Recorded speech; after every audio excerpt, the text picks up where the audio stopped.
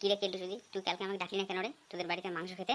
আরে তোকে কেমন করে ডাকবো বল, তুই যে মদ খায় টালি হয়েছিলিস সেই জন্য তোকে আর ডাকলাম না। লাউড়া, তোর কথা ওলা তোর কাছে রাখ। মাল তো খাইছিলাম আমরা দুপুরবেলা, কিন্তু আমার কি হয়েছিল তাই আমি রাতের বেলা ঘুমাইবো? ডাকার মন নাই তাই বল। এই বোকাচোদা রাজু, তোর বাড়ি তো কালকে মাংস হয়েছিল, তাও তো আমাকে ডাকিস নি। বোকাচোদা, মাংসের দাম জানিস তুই? बाजी बदल लिया साला। এই কেলটুদা ঠিক আছে, কেউ রাগবাগ করিস না, সবাই মিলে টাকা দিয়ে আজকে আবার পিকনিক করবো মাংস দিয়ে। আবার পিকনিক লাউড়া? আগেরবার আমি সব থেকে বেশি টাকা দিয়েছিলাম, বুঝো তাহলে তুই এবার বেশি টাকা দিবি। ঠিক আছে। বোকাচোদাগুলো অনেক কথা হলো, এবার আমার কথাটা শোন। অনেক পিকনিক পিকনিক করেছিস, টাকাগুলো এবার বের কর।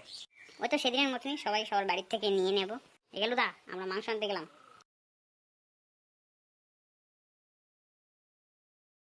মাংসের দাম বেশি দিল নাকি রে? 240 টাকা করে না? তুই কত টাকা দিলি? এইবার আমি তো 300 টাকা দিলাম রে, আমাকে 1 টাকা ঘুরে দিল না।